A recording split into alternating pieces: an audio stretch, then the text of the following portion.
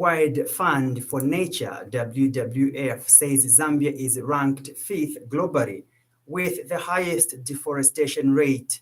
Speaking during a Lusaka Securities Exchange Women's Day virtual meeting, WWF Zambia's country director, Nachila Nkombo, adds that with the COP26 summit, Zambia needed to be part of it to bring climate change under control. Ms. Nkombo notes that the Glasgow summit gives Zambia an opportunity to deal with its afforestation commitments. She says WWF believes that a forest economy can still be developed without cutting down trees.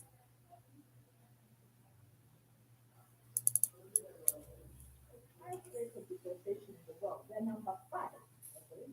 And so if we're going to bring climate change under control, we needed to be part of the Glasgow Compact for us to make our own commitments here to deal with the issue of climate change. And lastly, I think there was a number of commitments that were made financially to help poor countries like us to fund, mobilize the investment that is needed to make adjustments towards climate change. So this is what happened here. Now, how does it translate to perhaps what is happening on the ground? First of all, it gives us an opportunity as a country to deliver on our deforestation commitments. It cannot be normal, the deforestation commitment, trends that we have now. Okay, they affect temperatures, they disrupted our rainfall patterns, they cause all manner of problems. This is Money Evening News at 17:30. Operation Young Vote has advised government to consider viable business proposals before empowering the youths and to ensure accountability in the utilization of machinery or funds. Organization Executive Director Ges Nyirenda tells Money FM News in an interview that when youth are capacitated to handle empowerment programs, they can create jobs for others and reduce joblessness. He has emphasized that youth empowerment programs should not be an act of appeasement to indicate that government is working, but rather aimed at yielding positive results for the benefit of the country. They are part of the solution, and only when they are properly administered. Because if we are going to do the way things were done in the past, what we call the vapor empowerment, it means that you just dish money and it evaporates. If you are not going to help them to be able to properly account for that money, properly use that money, then it is vapor empowerment and it will vanish in a short while.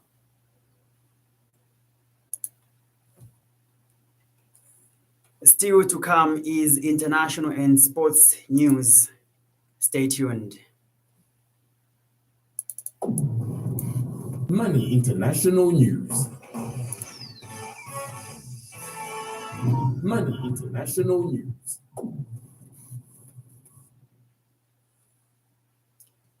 Welcome back. You are still listening to Money Evening News and now international news. The Namibian Agronomic Board says the country experienced an insufficient supply of onions and potatoes in January 2022. New Era reports that to rectify this imbalance, the country's borders were reopened to imports of these crops without restrictions. These facts are contained in the monthly market watch for February 2022, which was released recently by the Agricultural Bank of Namibia. On the positive side, a sufficient local supply of watermelons, beetroot, and English cucumbers are expected for the January to March 2022 period. For more of such stories, join us for Africa Business Report at 0845 weekdays. United States liquefied natural gas (LNG) exporters are emerging as big winners of Europe's supply crisis as they export record volumes to the European Union for the third consecutive month at prices that have rallied since Russia's invasion of Ukraine. Reuters reports that European gas prices have hit all-time highs just as exporters of LNG in the United States completed projects that had been under development for years to deliver abundant shale gas supplies to international markets. Traders say major U.S. developers like Cheniere Energy Incorporated, the largest U.S. exporter, are among the top beneficiaries after having signed numerous long-term deals to sell LNG in recent months. For more of such stories, join us for Global Business Report at 1750 weekdays. This is the Money Evening News at 1730. Money Sports News. Money Sports News. And in sports news, Chipolopolo head coach Ayosa Asanovic says he has picked some positive lessons from this afternoon's local Chipolopolo All-Stars versus the Copper Belt Select team played at Nkana Stadium in Kitwe. Speaking after the match, which saw the Copper Belt Select winning by 1-0, Asanovic says that the match gave him a chance to watch some of the players for the first, and he is confident more local talented players will prove to be competitive going into crucial assignments for the Chipolopolo boys. Asanovic states that the technical bench has noted some of the weaknesses and strengths in the Chipolopolo All-Stars side and will continue working on rectifying the mistakes as they head into the match against the Lusaka Select team.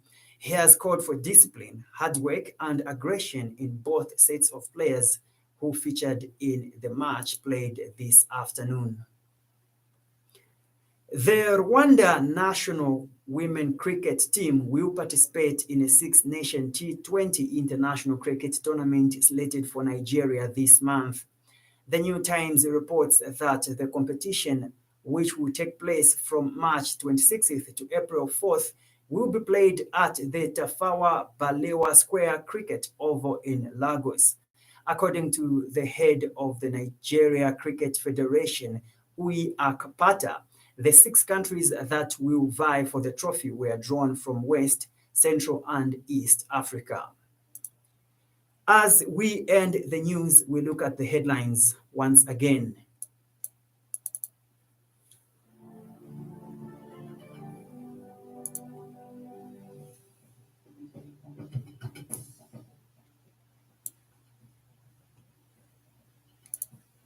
Government says it will continue to rely on principles to call for cessation of war between Ukraine and Russia.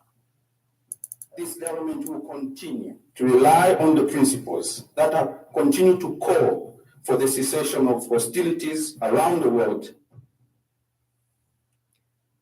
Worldwide Fund for Nature says Zambia is ranked 5th globally with highest deforestation rate. They're number 5. And so if we're going to bring climate change under control, we needed to be part of the Glasgow Compact for us to make our own commitments here. Namibian Agronomic Board says the country experienced insufficient supply of onions and potatoes in January 2022. Chipolopolo coach picks positives in 1-0 defeat of Chipolopolo's All-Stars teams. For these stories and more, be sure to visit our website on www.moneyfmzambia.com. Follow us on Facebook, Money FM Zambia, on Twitter and Instagram, Money FM Zambia. You can also download our Money FM app from App Store and Google Play Store. And for marketing, contact us on +260 967 865040 or 0211 252 237. Thank you for listening to Money Evening News. I am Best Jerry. Good evening. This is Money FM.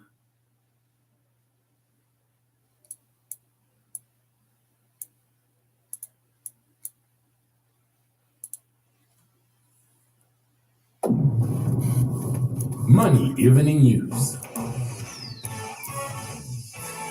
Money Evening News. Go global now on Global Business on Money FM, your business radio.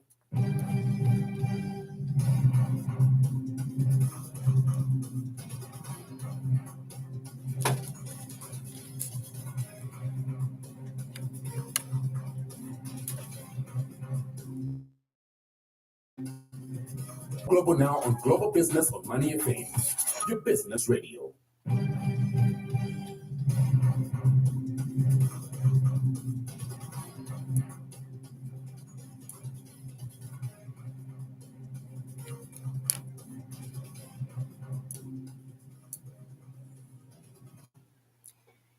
China's amateur investors are betting big time on a boost to Russian trade.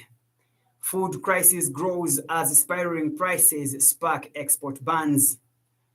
Huawei United Kingdom directors Olisa and Khan quit over stance on Russian invasion.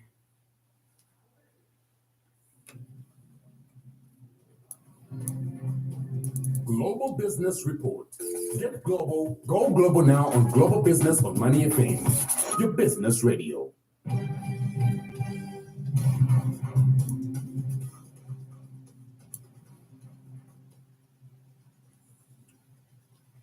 It is 17:55 Central African Time, and a warm welcome to Global Business Report Wednesday edition with me, Best Jerry.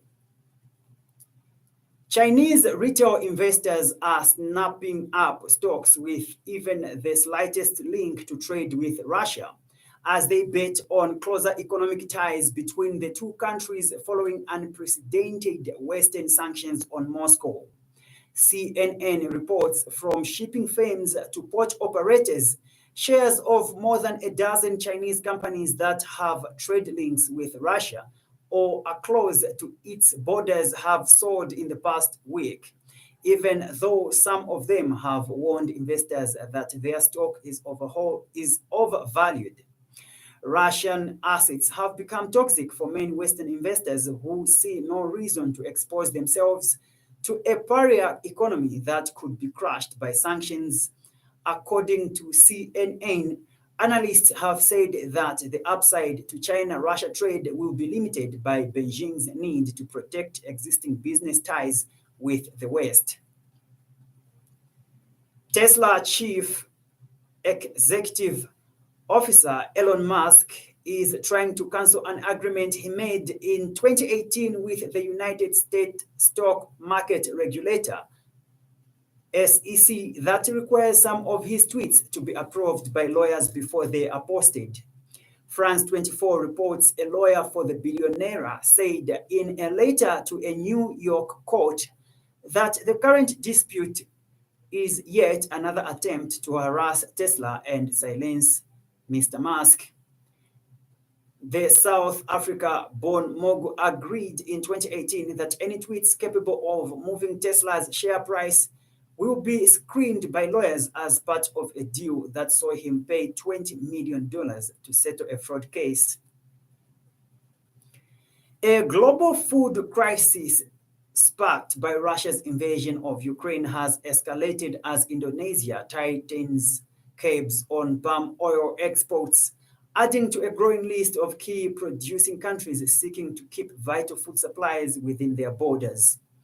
Reuters reports the conflict in Ukraine is threatening global grain production, the supply of edible oils, and fertilizer exports, sending basic commodity prices rocketing and mirroring the crisis in energy markets. We take a break. We will be back shortly. Stay tuned.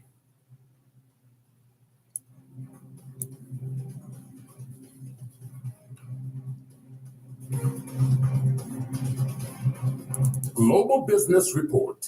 Get global, go global now on Global Business on Money FM, your business radio.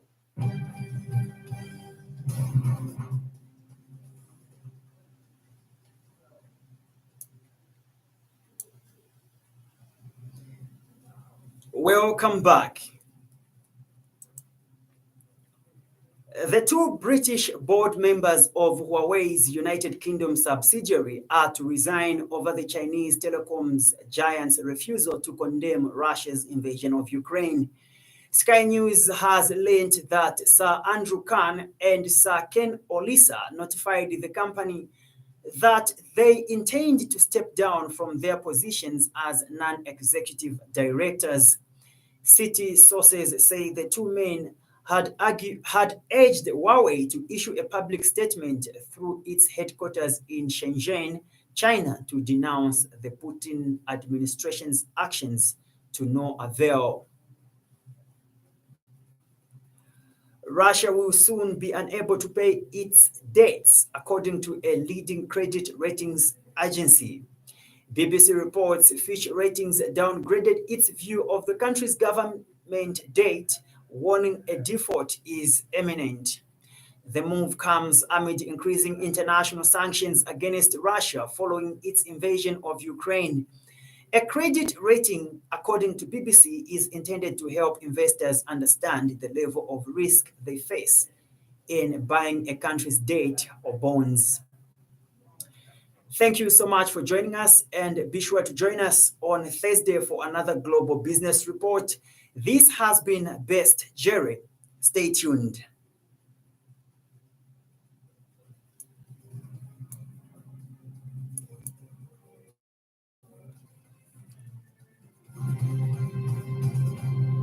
Global Business Report. Get global, go global now on Global Business on Money FM, your business radio.